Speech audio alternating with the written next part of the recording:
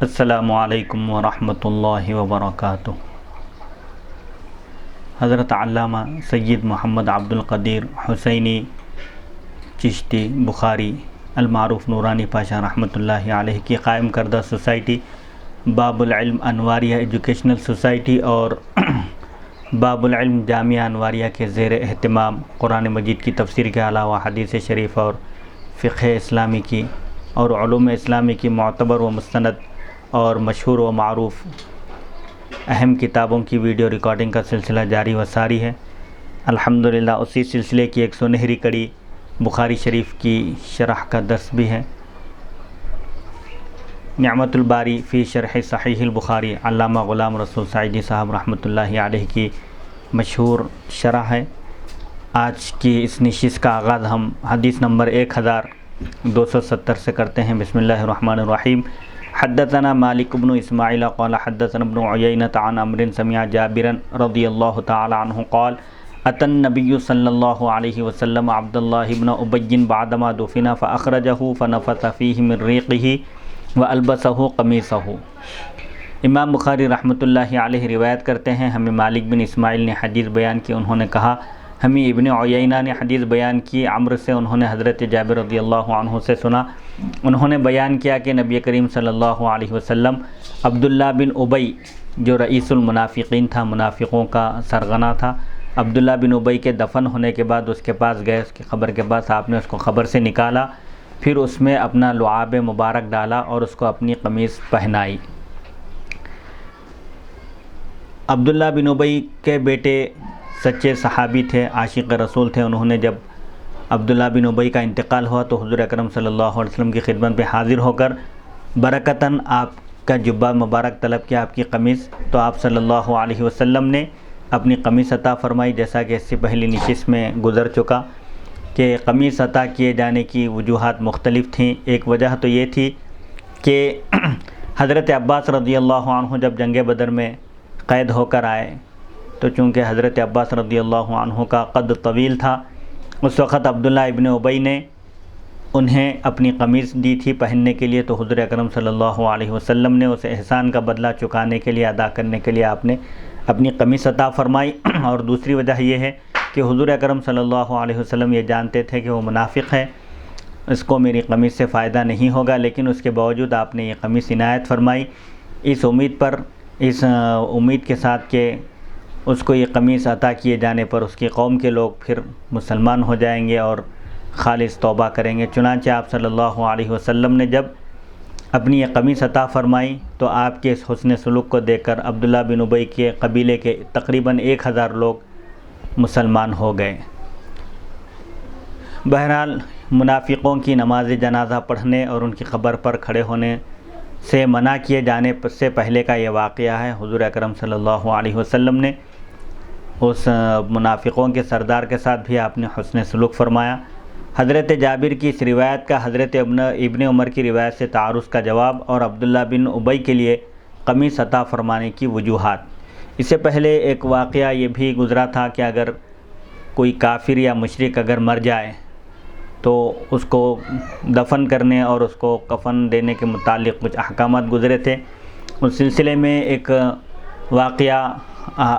حضرت ابو طالب کا بھی گزرا تھا کہ جب ان کا انتقال ہو گیا تو حضور صلی اللہ علیہ وسلم نے حضرت علی کو سے فرمایا تھا کہ انہیں دفن کر دو۔ حضرت ابو طالب کے ایمان کے بارے میں محدثین، شارحین اور علماء جو ہیں معتبر اور محقق علماء، ان کے 3 اقوال ہیں۔ علماء کی ایک جماعت یہ کہتی ہے کہ حضرت ابو طالب نے اسلام قبول کیا تھا، اور ایک جماعت یہ کہتی ہے کہ انہوں نے اسلام قبول نہیں کیا تھا، اور تیسری جماعت یہ کہتی ہے کہ ابو طالب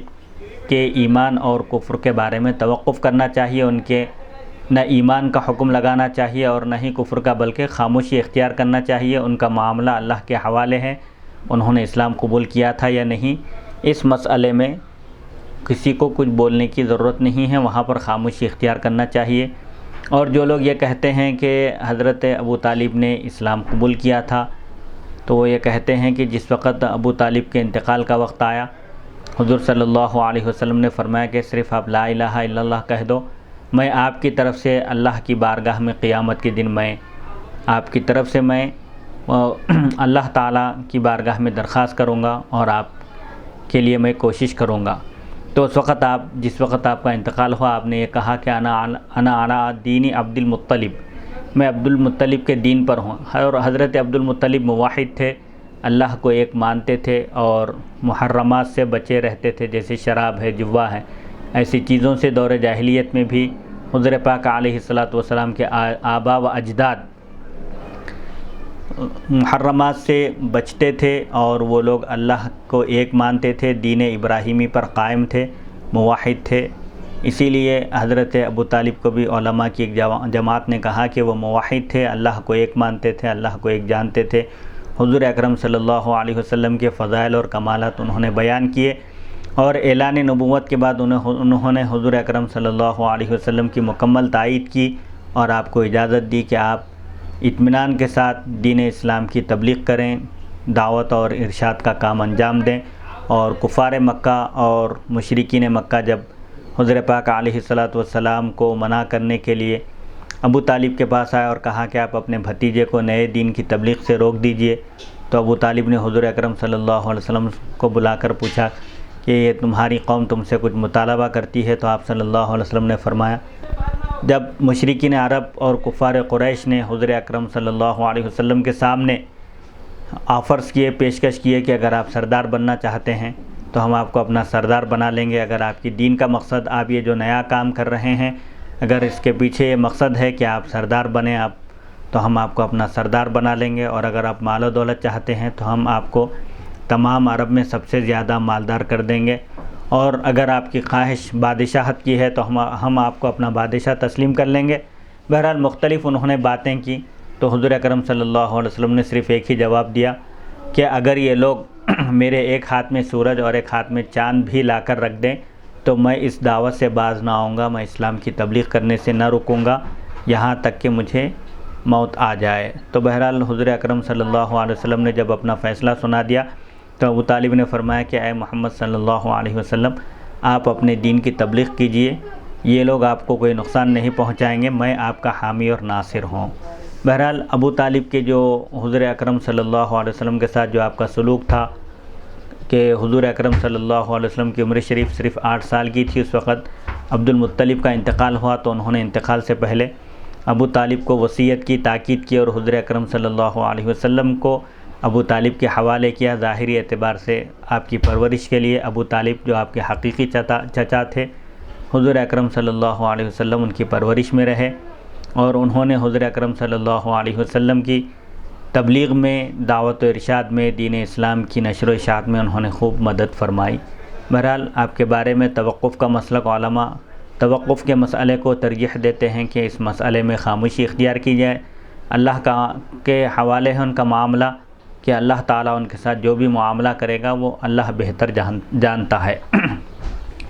اب یہ جو حدیث شریف تھی 1270، جس میں حضور اکرم صلی اللہ علیہ وسلم نے منافقوں کے سردار عبداللہ بن ابی کو اپنی قمیص عطا فرمائی، یہاں قمیص عطا فرمانے کی وجوہات اور 2 روایتوں میں جو اختلاف ہے بظاہر، اس سلسلے میں گفتگو کرتے ہوئے کہتے ہیں علامہ عینی لکھتے ہیں امام بخاری کے یہ روایت 1270، اس سے پہلی والی جو روایت ہے 1269 کے بظاہر مخالف ہے۔ روایت 1269 میں ذکر ہے کہ نبی کریم صلی اللہ علیہ وسلم نے عبداللہ بن ابی کے بیٹے کو قمیص عطا کی، اور اس روایت میں ذکر ہے کہ عبداللہ بن ابی کو دفن کر دیا گیا تھا، پھر آپ صلی اللہ علیہ وسلم نے اس کو قبر سے نکالا اور اس کو قمیص پہنائی۔ پہلی روایت حضرت ابن عمر رضی اللہ عنہما سے مروی ہے، اور دوسری روایت حضرت جابر رضی اللہ عنہ سے مروی ہے۔ ان دونوں روایتوں میں تطبیق جمع کی صورت اس طرح ہو سکتی ہے کہ نبی کریم صلی اللہ علیہ وسلم نے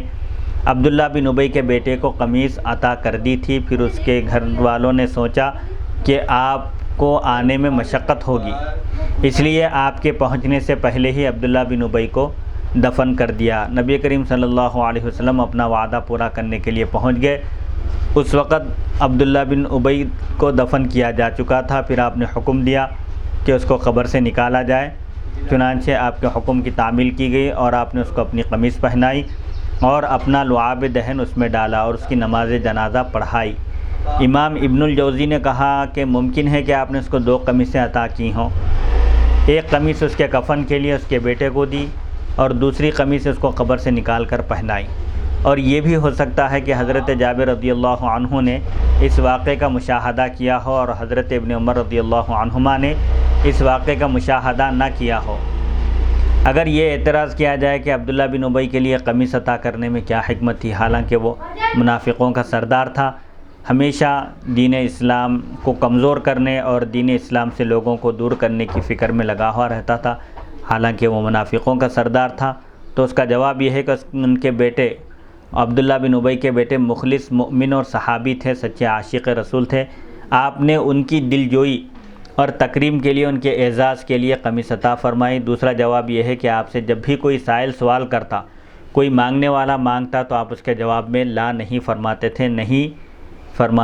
نہیں کا لفظ آپ استعمال نہیں کرتے تھے، ہمیشہ سائل کو، مانگنے والے کو عطا کرتے، سرفراز کرتے تھے آپ، کبھی کسی سائل کو خالی ہاتھ نہیں لوٹاتے تھے۔ اس لیے ان کے سوال کو آپ کسی سائل کے سوال کو آپ رد نہیں کرتے تھے، خالی ہاتھ نہیں لوٹاتے تھے۔ اور تیسرا جواب یہ ہے کہ نبی کریم صلی اللہ علیہ وسلم نے فرمایا تھا، بے شک میری قمیص اس سے اللہ کے کسی عذاب کو دور نہیں کر سکتی۔ وہ چونکہ منافقوں کا سردار ہے، دل میں نفاق ہے، چھپا ہوا کفر تھا، اس لیے حضور اکرم صلی اللہ علیہ وسلم کی قمیص سے بھی اس کو فائدہ نہیں ہو سکتا۔ لیکن حضور فرماتے ہیں، لیکن مجھے یہ امید ہے کہ اس سبب سے اس کی قوم اسلام لے آئے گی۔ چنانچہ روایت ہے کہ خزرج نے جب دیکھا، قبیلہ خزرج جو عرب کا ایک مشہور قبیلہ ہے مدینہ کا، جب اس نے دیکھا کہ رسول اللہ صلی اللہ علیہ وسلم نے اس کو قمیص عطا کی اور اس کی نماز جنازہ پڑھائی، تو خزرج قبیلے کے 1000 آدمیوں نے اسلام قبول کر لیا۔ دفن کے بعد میت کو قبر سے نکالنے اور قبر کو ایک جگہ سے دوسری جگہ منتقل کرنے کے سلسلے میں فقہا کے اقوال۔ اس حدیث میں ذکر ہے کہ عبداللہ بن ابی کو دفن کرنے کے بعد قبر سے نکالا گیا۔ اس سے یہ استدلال کیا گیا کہ میت کو دفن کرنے کے بعد کسی ضرورت یا مصلحت سے اس کو قبر سے نکالنا جائز ہے۔ رہا دفن کے بعد میت کو ایک جگہ سے دوسری جگہ منتقل کرنا، اس کو بعض فقہا نے مکروہ تحریمی کہا ہے اور بعض دیگر فقہا نے جائز قرار دیا ہے۔ ایک قول یہ ہے کہ اگر 1 میل یا 2 میل تک منتقل کیا جائے، 1.5 کلومیٹر یا 3 کلومیٹر کی حدود میں اگر منتقل کیا جائے تو کوئی حرج نہیں، کوئی گناہ نہیں۔ ایک قول یہ ہے کہ اگر مسافت سفر سے کم فاصلے تک منتقل کیا جائے تو کوئی حرج نہیں ہے، منتقل کیا جا سکتا ہے۔ اور ایک قول یہ ہے کہ مسافت قصر یعنی 72 کلومیٹر سے کم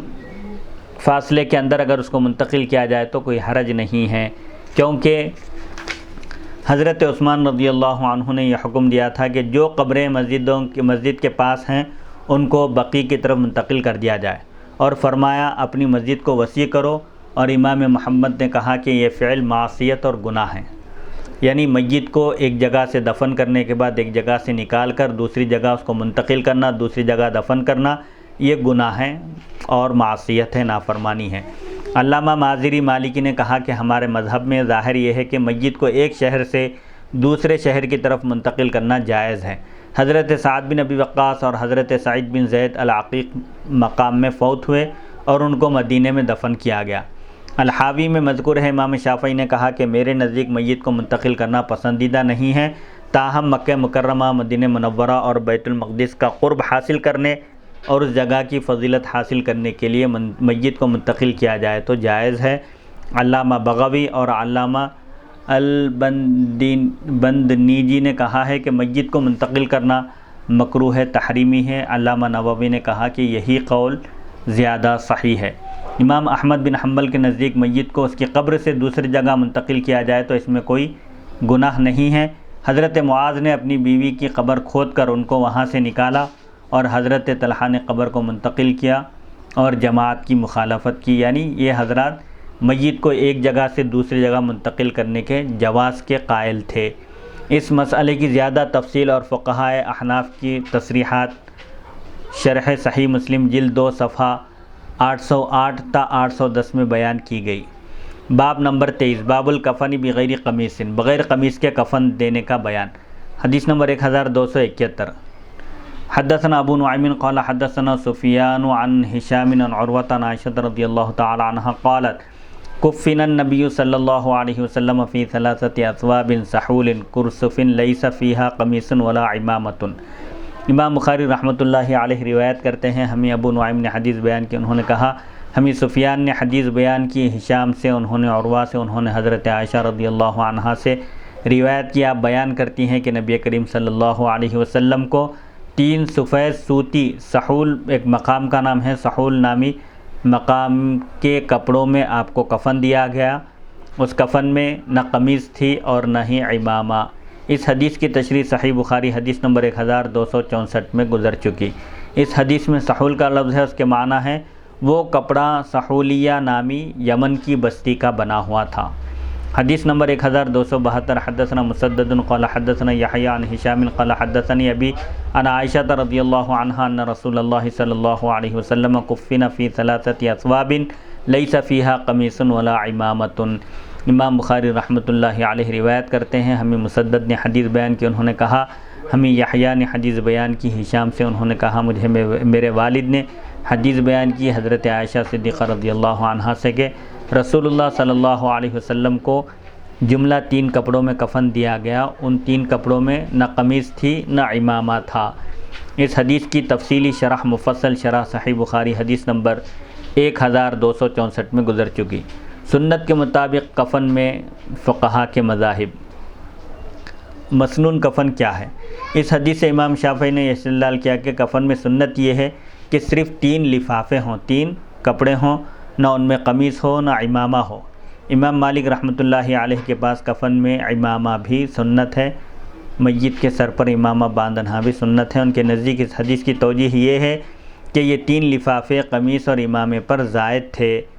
ہمارا مذہب دلائل کے ساتھ حدیث نمبر 1264 میں گزر چکا، یعنی حنفی مذہب۔ باب نمبر 24 باب الکفنی بلا عمامۃ، بغیر عمامے کے کفن دینے کا بیان۔ حدیث نمبر 1273 حدثنا اسماعیل قال حدثنی مالک عن ہشام بن عروہ عن ابیہ عن عائشہ رضی اللہ تعالی عنہا ان رسول اللہ صلی اللہ علیہ وسلم کفن فی ثلاثۃ اثواب بیض سحولیۃ لیس فیہا قمیص ولا عمامۃ۔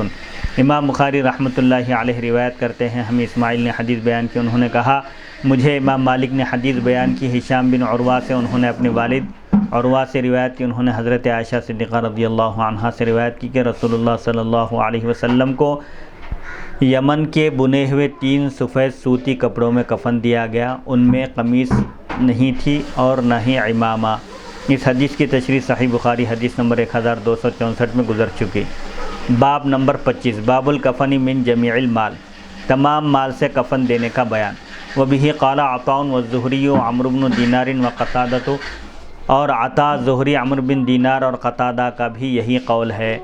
اس تعلیق کی اصل یہ حدیث ہے۔ امام عبد الرزاق نے معمر سے روایت کیا کہ زہری اور قتادہ نے کہا کہ کفن جمیع مال سے ہے، میت کے تمام مال سے میت کی تجہیز و تکفین کا انتظام کیا جائے۔ اسی طرح عطا کا قول ہے اور عمرو بن دینار کا قول ہے۔ وقال عمرو بن دینار الحنوط من جمیع المال، اور عمرو بن دینار نے کہا کہ خوشبو بھی تمام مال سے ہے، یعنی جب کسی شخص کا انتقال ہوتا ہے تو وہ جو مال چھوڑ کر جاتا ہے سب سے پہلے اس کے مال میں سے اس کی تجہیز اور تکفین کی جائے گی، یعنی کفن دفن کے جو انتظامات ہوں گے، جو خرچ آئے گا، وہ سب پورا اس کے کل مال سے لیا جائے گا۔ پھر دوسرے نمبر پر اس کے ذمے اگر قرض ہو، وہ کسی کا قرض اگر چھوڑ کر مر جائے، کسی کا قرض باقی تھا تو اس کا قرض ادا کیا جائے گا۔ مہر بھی اگر بیوی کا مہر ادا کرنا تھا تو وہ بھی قرض ہے، مہر بھی اسی میں سے ادا کیا جائے گا۔ پھر تیسرے نمبر پر اگر 1/3 سے کم میں اگر وصیت کیا ہے کہ کسی غیر وارث کے حق میں تو اس کی وصیت جاری کی جائے گی۔ پھر چوتھے نمبر پر اس کے جو شرعی ورثاء ہیں ان کے درمیان مال کی تقسیم ہوگی۔ اس تعلیق کی اصل بھی مصنف عبد الرزاق 6248 میں ہے۔ وقال ابراہیم یبدأ بالکفن ثم بالدین ثم بالوصیۃ وقال سفیان اجر القبر والغسل هو من الکفن، اور ابراہیم نے کہا کہ کفن سے ابتدا کی جائے گی، پھر قرض سے، یعنی میت کا جب انتقال ہو جائے تو سب سے پہلے اس کے کل مال سے اس کی تجہیز و تکفین کی جائے گی، پھر دوسرے نمبر پر تجہیز و تکفین کے بعد جو مال بچ جائے اس سے اس کے قرض ادا کیے جائیں گے۔ پھر قرض ادا کرنے کے بعد بھی اگر مال بچ جائے اور وہ غیر وارث کے حق میں اگر وصیت کیا تھا 1/3 سے کم کی تو اس کی وصیت جاری کی جائے گی، نافذ کی جائے گی۔ اور سفیان نے کہا قبر کھودنے کی اور غسل کی اجرت کفن سے شمار کی جائے گی۔ مطلب یہ ہے کہ قبر کے لیے جو زمین کا معاوضہ ادا کرنا پڑے گا اور غسال کو جو اجرت دینی ہوگی، یہ سب تجہیز اور تکفین میں ہی شامل ہے، یعنی یہ سب اخراجات میت کے مال سے لیے جائیں گے۔ اس تعلیق کی اصل بھی مصنف عبدالرزاق حدیث نمبر 6250 میں ہے۔ حدیث نمبر 1274 حدثنا احمد بن محمد المکی قال حدثنا ابراہیم بن سعد عن سعد عن ابیہ قال اتي عبد الرحمن بن عوف رضی اللہ تعالی عنہ یوما بطعامه فقال قتل مصعب بن عمیر وكان خيرا مني فلم يوجد له ما يكفن فيه الا بردة وقتل حمزة ورجل آخر خير مني فلم يوجد له ما يكفن فيه الا بردة لقد خشيت ان تكون قد عجلت لنا طیباتنا فی حیاتنا الدنیا ثم جعل یبکی۔ امام بخاری رحمۃ اللہ علیہ روایت کرتے ہیں، ہمیں احمد بن مکی نے حدیث بیان کی، وہ کہتے ہیں ہمیں ابراہیم بن سعد نے حدیث بیان کی سعد سے، انہوں نے اپنے والد سے، انہوں نے بیان کیا کہ ایک دن حضرت عبد الرحمن بن عوف رضی اللہ عنہ کے سامنے کھانا لایا گیا تو انہوں نے کہا کہ حضرت مصعب بن عمیر رضی اللہ عنہ کو شہید کر دیا گیا اور وہ مجھ سے بہتر تھے، ان کو کفن پہنانے کے لیے صرف ایک چادر میسر ہو سکی، مل سکی۔ مصعب بن عمیر جو ابتدا میں خوشحال زندگی گزارتے تھے، جب اسلام قبول کیا انہوں نے تو زہد و تقوی اختیار کیا، اور ان کا یہ حال ہوا کہ جب ان کا انتقال ہوا تو ان کی غربت اور ان کے زہد و تقوی کا یہ حال تھا کہ ان کی کفن کے لیے صرف ایک چادر مل سکی اور انہیں ایک چادر میں کفن دیا گیا، اور حضرت حمزہ رضی اللہ عنہ کو شہید کر دیا گیا، اور ایک شخص کو، حضرت حمزہ یا کوئی اور ایک شخص کو جو مجھ سے افضل تھے، عبد الرحمن بن عوف کہتے ہیں حضرت حمزہ بھی شہید کر دیے گئے، یا کوئی اور شخص جو مجھ سے بہتر تھے ان کو کفن دینے کے لیے بھی صرف ایک چادر مل سکی۔ مجھے اس بات کا ڈر ہے کہ ہماری پسندیدہ چیزیں ہمیں دنیا کی زندگی میں ہی دے دی گئی ہیں، یہ کہہ کر آپ رونے لگے۔ یہ صحابہ رضی اللہ عنہم کے خوف اور خشیت کا حال تھا کہ وہ دنیا کی وسعت سے جب دنیا کشادہ کر دی جاتی تو وہ ڈرتے تھے اور اللہ تعالیٰ کے خوف سے رویا کرتے تھے۔ یہ عبد الرحمن بن عوف رضی اللہ عنہ عشرہ مبشرہ میں سے ہیں۔ اس حدیث شریف کے رجال ہیں احمد بن محمد مکی ازرقی، ان کی کنیت ابو محمد ہے۔ نمبر 2 ابراہیم بن سعد بن ابراہیم بن عبد الرحمن بن عوف ہے۔ نمبر 3 ان کے والد سعد بن ابراہیم مدینہ کے قاضی تھے، سن 125 ہجری میں ان کا انتقال ہوا۔ نمبر 4 ابو سعید ابراہیم بن عبد الرحمن۔ نمبر 5 حضرت عبد الرحمن بن عوف، یہ عشرہ مبشرہ میں سے ایک ہیں، یہ قدیم الاسلام ہیں، انہوں نے ابتدا میں اسلام قبول کیا، اسلام کے ابتدائی زمانے میں یہ اسلام قبول کیے۔ حضرت ابوبکر صدیق رضی اللہ عنہ کے ہاتھ پر انہوں نے اسلام قبول کیا تھا۔ انہوں نے 2 ہجرتیں کی اور تمام مشاہد یعنی تمام جنگوں میں شریک رہے، حاضر رہے، غزوہ احد میں ثابت قدم رہے اور 20 سے زیادہ زخم کھائے۔ جنگ تبوک میں رسول اللہ صلی اللہ علیہ وسلم نے ان کے پیچھے نماز ادا کی۔ یہ سن 32 ہجری میں وفات کر گئے اور جنت البقیع میں دفن ہوئے۔ حضرت عبد الرحمن بن عوف کا شمار بھی عشرہ مبشرہ میں ہوتا ہے۔ جمی مال سے کفن دینے کی دلیل دنیا سے بے رغبتی اور جنت کی بشارت کے باوجود خوف آخرت کی توجیہ۔ علامہ ابو الحسن ابن بطال مالکی لکھتے ہیں جمہور فقہا، اکثر فقہا کا یہ مذہب ہے کہ میت کے تمام مال سے اس کا کفن دیا جائے گا۔ اگر اس کے خلاف کسی کا کوئی شاذ قول ہے تو اس کی طرف توجہ نہیں کی جائے گی، اور وہ یہ ہے کہ میت کے تہائی مال سے اس کا کفن دیا جائے۔ ایک قول یہ بھی ہے فقہا کا کہ میت کے تہائی مال سے یعنی 1/3 سے اس کو کفن دیا جائے، لیکن یہ قول راجح قول نہیں ہے۔ ایک اور شاذ قول خلاص بن عمرو اور طاؤس کا ہے، انہوں نے کہا اگر اس کا مال بہت زیادہ ہے تو اس کے اصل مال سے کفن دیا جائے گا، اور اگر اس کا مال کم ہے تو اس کے تہائی مال سے یعنی 1/3 سے اس کو کفن دیا جائے گا۔ اس قول پر کوئی دلیل نہیں ہے۔ محلب نے کہا کہ جمہور کے قول پر واضح دلیل یہ ہے، جمہور کا جو قول ہے کہ میت کے تمام مال سے اس کو کفن دیا جائے، ان کی واضح دلیل یہ ہے کہ حضرت مصعب بن عمیر اور حضرت حمزہ رضی اللہ عنہ میں سے ہر ایک کے پاس اتنا مال نہیں تھا جس سے ان کو کفن دیا جا سکتا، صرف ایک چھوٹی سی چادر تھی جس میں رسول اللہ صلی اللہ علیہ وسلم نے انہیں کفن دیا، اور آپ نے کسی قرض خواہ کی طرف توجہ نہیں کی، التفات نہیں کیا، اور نہ کسی مخروص کی طرف اور نہ کسی وارث کی طرف۔ بس اسے معلوم ہوا کہ تمام اصل مال سے کفن دیا جاتا ہے، کل جو مال ہے میت کا اسی سے کفن دیا جاتا ہے۔ نیز اس حدیث سے معلوم ہوا کہ جب کوئی اور کپڑا نہ ملے تو ایک چادر میں بھی کفن دیا جا سکتا ہے، جس کو کفن کفایت کہتے ہیں، کہ جس میں میت کو پورے طور پر لپٹا جا سکے، لپیٹا جا سکے، جیسے امام بخاری نے عنوان قائم کیا ہے، اور اس میں اصل شرمگاہ کو چھپانا ہے کہ قابل ستر جو چیز ہے، جسم کا جو حصہ ہے مرد کے لیے کمر سے لے کر گھٹنوں کے نیچے تک ہے، اس کو اصل چھپانا ہے۔ اور نبی کریم صلی اللہ علیہ وسلم نے ان دونوں کے لیے اس چادر میں کفن دینے کو پسند کیا، جو کہ ان کو مکمل ڈھانپنے والی نہیں تھی، کیونکہ وہ اسی چادر میں شہید کیے گئے تھے اور اسی چادر میں انشاءاللہ اٹھائے جائیں گے۔ حضرت عبد الرحمن بن عوف کی حدیث سے معلوم ہوتا ہے کہ عالم کو صالحین کی سیرت پر عمل کرنا چاہیے اور دنیا سے بہت کم حصہ لینا چاہیے اور دنیا میں کم رغبت کرنا چاہیے، اور صالحین کے طریقے کے نہ ملنے پر رونا چاہیے اور خوف اور خشیت دل میں پیدا کرنا چاہیے۔ کیا تم نے نہیں دیکھا کہ حضرت عبد الرحمن بن عوف رضی اللہ عنہ روئے اور انہوں نے کھانا نہیں کھایا؟ جب آپ کے سامنے کھانا پیش کیا گیا تو آپ صحابہ کو یاد کرنے لگے جو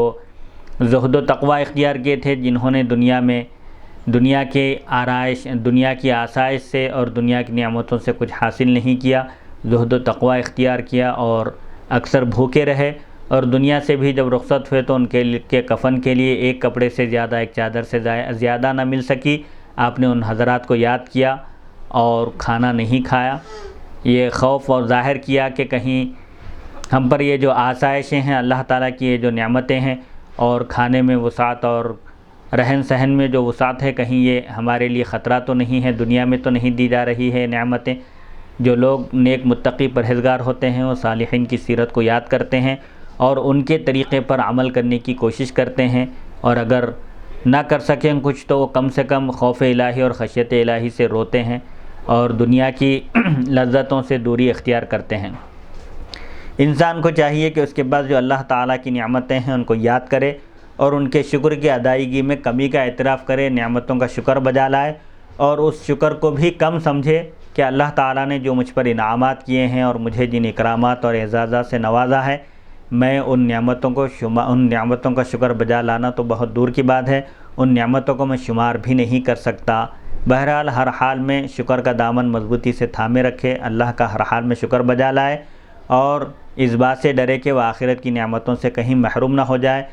کہ اللہ تعالیٰ دنیا میں مشقت کی، محنت کی اگر زندگی عطا کرے تو ممکن ہے، بلکہ یقین ہے کہ اللہ تعالیٰ قیامت کے دن جو دنیا میں مصیبت اٹھاتے ہیں، غربت کی زندگی گزارتے ہیں، اللہ تعالیٰ انہیں قیامت کے دن ایسی نعمتوں سے سرفراز فرمائے گا کہ جن نعمتوں کو نہ آج تک کسی کی آنکھوں نے دیکھا، نہ کسی کے کانوں نے سنا، نہ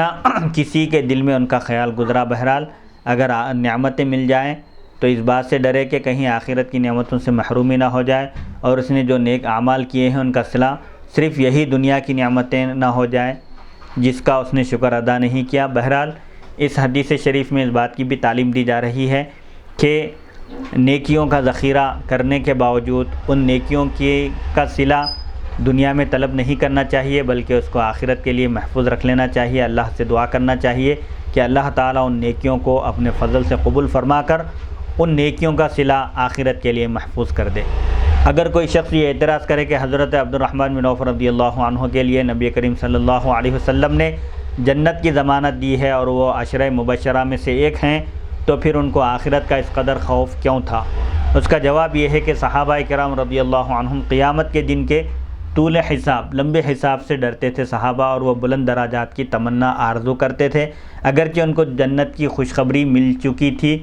قطعی طور پر انہیں حضور اکرم صلی اللہ علیہ وسلم نے عشرہ مبشرہ کو تو نام لے کر فرمایا تھا کہ فلاں جنتی ہیں، فلاں جنتی ہیں، لیکن ان کو یہ ڈر تھا کہ کہیں وہ بلند درجات سے محروم نہ ہو جائیں اور ان سے زیادہ دیر تک حساب نہ لیا جائے، اور وہ اللہ کے جلال اور اس کی بے نیازی سے ڈرتے تھے، اللہ کا خوف۔ بہرحال عشرہ مبشرہ بھی اللہ تعالیٰ کا دل میں خوف رکھتے تھے، وہ آخرت کی جواب دہی کے تصور سے بھی ڈرتے تھے، اور وہ لوگ خوف اور خشیت کا مکمل ان کے دلوں میں خوف اور خشیت تھا۔ چنانچہ حضرت عثمان بن عفان رضی اللہ عنہ جب کسی قبر کے پاس کھڑے ہوتے تو آپ اتنا روتے کہ آپ کے آنسوؤں سے آپ کی داڑھی مبارک تر ہو جاتی، بھیگ جاتی تھی، جب لوگ کہتے کہ جب جنت اور دوزخ کا ذکر کیا جاتا ہے تو بھی آپ اس قدر نہیں روتے، لیکن جب آپ زیارت قبور فرماتے ہیں، کسی قبر کے پاس کھڑے ہوتے ہیں تو آپ اس قدر روتے ہیں، آپ پر اس قدر گریہ طاری ہوتا ہے کہ آپ کے آنسوؤں سے آپ کی داڑھی مبارک تر ہو جاتی ہے۔ تو آپ نے فرمایا کہ قبر آخرت کی منزلوں میں سے سب سے پہلی منزل ہے، جو یہاں نجات پایا، جس کا قبر کا مرحلہ آسان ہو گیا، اس کے لیے آگے کے مراحل آسان ہیں، اور جو قبر کی منزل میں جو پھنس جائے اس کے لیے آخر کے منازل، بعد کے منازل اور بہت زیادہ سخت ہوں گے۔ بہرحال صحابہ کرام عشرہ مبشرہ جنہیں قطعی طور پر بارہا حضور اکرم صلی اللہ علیہ وسلم نے جنت کی خوشخبری سنائی، جنتی کہا، اس کے باوجود وہ لوگ خوف اور خشیت کا مکمل پیکر تھے، اللہ تعالیٰ کے عذاب سے اور اس کی بے نیازی سے، اس کے جلال سے ڈرا کرتے تھے۔ باب نمبر 26، باب اذا لم یوجد الا ثوب واحد، جب ایک کپڑے کے سوا اور کوئی چیز نہ ملے۔ کسی کو کفن دینے کے لیے مسنون کفن مرد کے لیے 3 کپڑے ہیں اور عورت کے لیے 5 کپڑے ہیں، لیکن اگر کہیں ایسی صورتحال پیش آ جائے کہ اگر صرف ایک ہی چادر دستیاب ہو، ایک ہی چادر ملے، ایک ہی کپڑا ملے تو کیا کرنا چاہیے؟ تو اسی ایک کپڑے میں میت کو مکمل طور پر ڈھانک کر اس کو دفن کر دینا چاہیے۔ حدیث نمبر 1275، حدثنا محمد بن مقاتل قال اخبرنا عبداللہ قال اخبرنا شعبۃ عن سعد بن ابراہیم عن ابیہ ابراہیم ان عبد الرحمن بن عوف رضی اللہ تعالی عنہ اتی بطعام وكان صائما فقال قتل مصعب بن عمير وهو خير مني كفن في بردة إن غطي رأسه بدت رجلاه وإن غطي رجلاه بدا رأسه وأراه قال وقتل حمزة وهو خير مني ثم بسط لنا من الدنيا ما بسط وقال أعطينا من الدنيا ما أعطينا وقد خشينا أن تكون حسناتنا عجلت لنا ثم جعل يبكي حتى ترك الطعام۔ امام بخاری رحمۃ اللہ علیہ روایت کرتے ہیں، ہمیں محمد بن مقاتل نے حدیث بیان کی، انہوں نے کہا ہمیں عبداللہ نے خبر دی، انہوں نے کہا ہمیں شعبہ نے خبر دی سعد بن ابراہیم سے، انہوں نے اپنے والد ابراہیم سے انہوں نے بیان کیا کہ حضرت عبد الرحمن بن عوف رضی اللہ عنہ کے پاس کھانا لایا گیا، اس وقت وہ آپ روزے سے تھے، روزے دار تھے، بس آپ نے کہا حضرت مصعب بن عمیر کو شہید کر دیا گیا، یہ جلیل القدر صحابی ہیں، انہوں نے ناز و نعمت کو چھوڑ کر اسلام قبول کیا، اور اسلام قبول کرنے کے بعد انہوں نے زہد و تقوی کی زندگی اختیار کی۔ آپ فرماتے ہیں مصعب بن عمیر کو شہید کر دیا گیا، وہ مجھ سے بہتر تھے، ان کو ایک ایسی چادر میں کفن دیا گیا تھا، وہ چادر بھی اس قدر چھوٹی تھی کہ اگر ان کا سر ڈھانکا جاتا تو ان کے پیر کھل جاتے تھے، یعنی پیروں کے اوپر سے چادر ہٹ جاتی تھی، اور اگر ان کے پیر ڈھانکے جاتے تو ان کا سر کھل جاتا تھا۔ بہرحال حضور اکرم صلی اللہ علیہ وسلم نے ان کے سر کو ڈھانک دیا اور پیروں پر سے چادر ہٹ رہی تھی تو اس کو آپ نے چھوڑ دیا، ستر مکمل کر کے ان کے چہرے کو بھی ڈھانک کر آپ صلی اللہ علیہ وسلم نے ان کو دفن کر دیا، اور انہوں نے کہا، یعنی حضرت عبد الرحمن بن عوف نے کہا کہ حضرت حمزہ کو شہید کر دیا گیا اور وہ مجھ سے بہتر تھے، پھر ہمارے لیے دنیا کشادہ کر دی گئی، جیسا کہ کشادہ کر دی گئی، یعنی بہت زیادہ دنیا کی وسعت ہو گئی اور مال و دولت کی کثرت ہو گئی اور بہترین غذائیں وغیرہ مہیا ہو گئی، اور ہم کو دنیا سے وہ دیا گیا جو دیا گیا، یعنی اس کے بعد پھر فتوحات کا سلسلہ چلا اور مختلف جنگوں میں فتوحات ہوئیں اور مال غنیمت بہت سارا ہاتھ آیا، اور پھر تجارت میں بھی وسعت ہوئی اور ایسی برکت ہوئی کہ دنیا کی تمام نعمتیں ہمارے لیے مہیا ہو گئی، اور ہم کو یہ ڈر ہے، آپ فرماتے ہیں نعمتوں کی کثرت اور آسائش اور یہ دنیا کی راحتیں اور لذتوں کو دیکھ کر فرماتے ہیں کہ ہمیں یہ ڈر ہے کہ ہماری نیکیوں کا صلہ، نیکیوں کا اجر ہمیں جلدی دے دیا گیا ہے۔ پھر حضرت عبد الرحمن بن عوف رضی اللہ عنہ رونے لگے اور کھانا نہیں کھایا۔ اس حدیث کی تشریح گزشتہ حدیث نمبر 1274 میں گزر چکی۔ باب نمبر 27، باب اذا لم یجد کفنا الا ما یواری رأسہ او قدمیہ غطی بہ رأسہ، جب میت کے اس کے سوا کفن نہ ملے جو سر کو چھپائے، یعنی اگر کفن کے لیے صرف اتنا کپڑا دستیاب ہو، اتنی چادر ملے جس سے صرف سر کو ڈھانکا جا سکتا ہے یا پھر قدموں کو،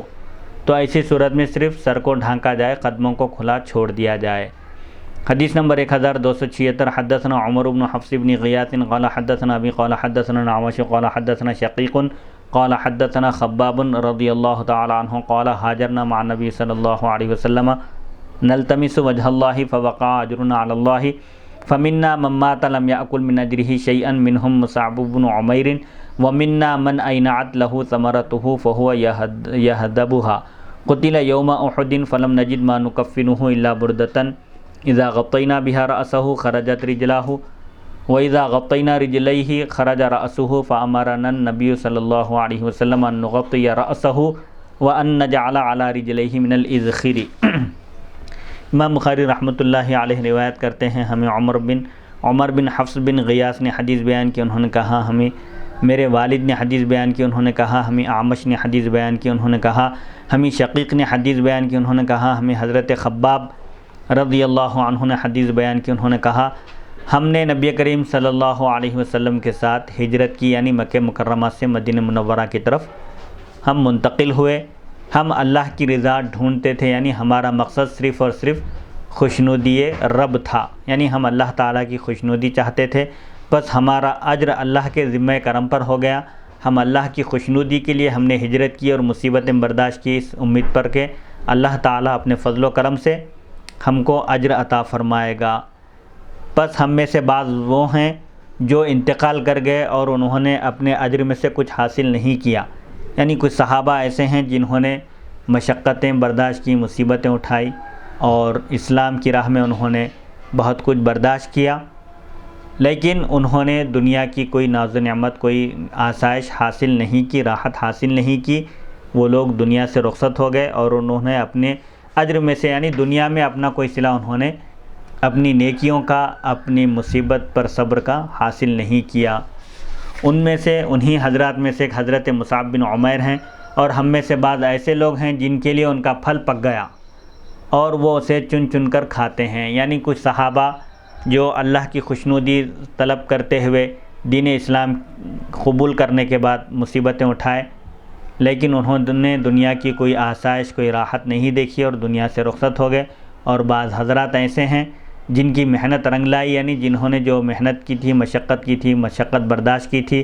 مصیبتیں اٹھائی تھی، دین اسلام قبول کرنے کے بعد اللہ تعالیٰ نے ان کو دنیا میں بھی صلہ عطا فرمایا کہ ان کا پھل پک گیا، یعنی ان کو دنیا کی آسائش، راحت اور دنیا کی لذتیں ان کو میسر ہوئیں اور انہوں نے اس کو تناول بھی کیا۔ حضرت مصعب بن عمیر غزوہ احد میں، جنگ احد میں آپ شہید ہو گئے،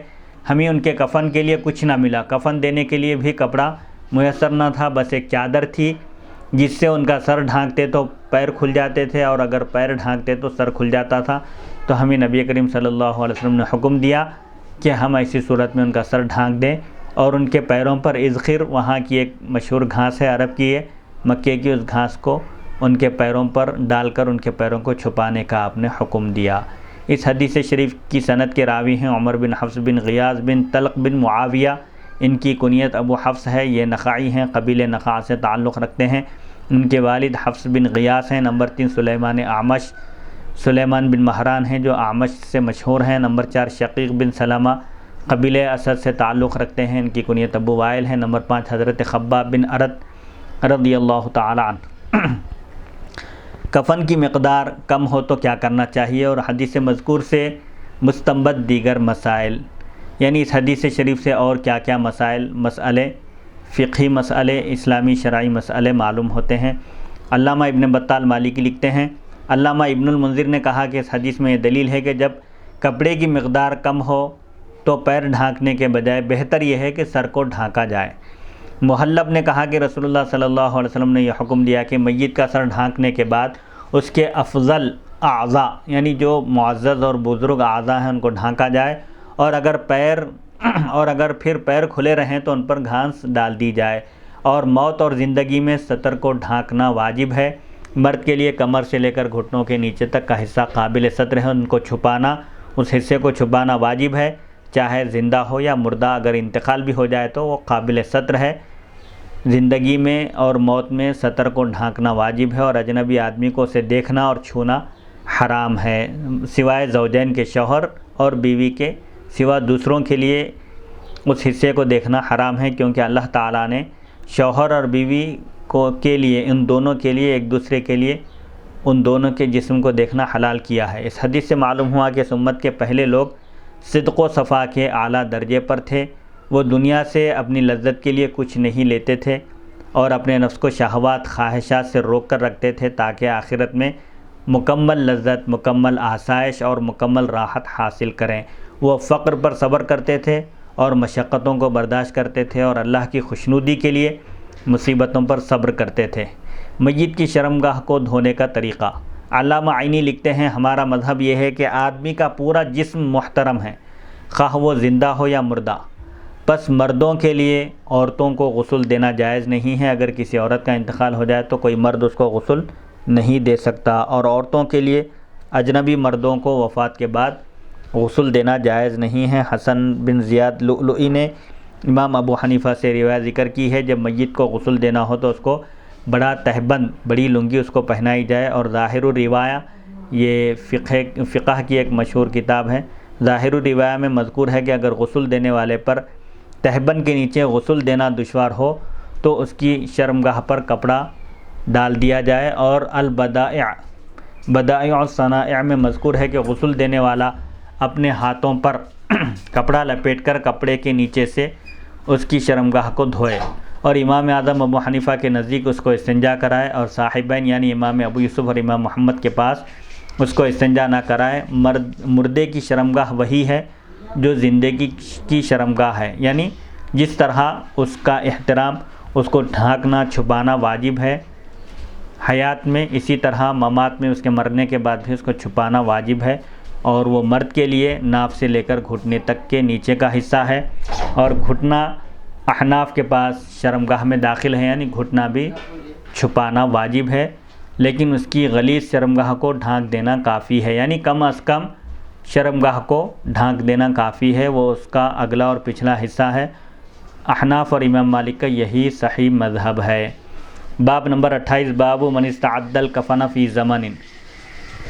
زمن النبی صلی اللہ علیہ وسلم فلم ینکر علیہ، جس نے نبی کریم صلی اللہ علیہ وسلم کے زمانے میں کفن تیار کیا اور اس پر نکیر نہیں کی گئی، یعنی اس کو برا نہیں کہا گیا، کہ کوئی شخص اگر اپنی زندگی میں ہی اپنا کفن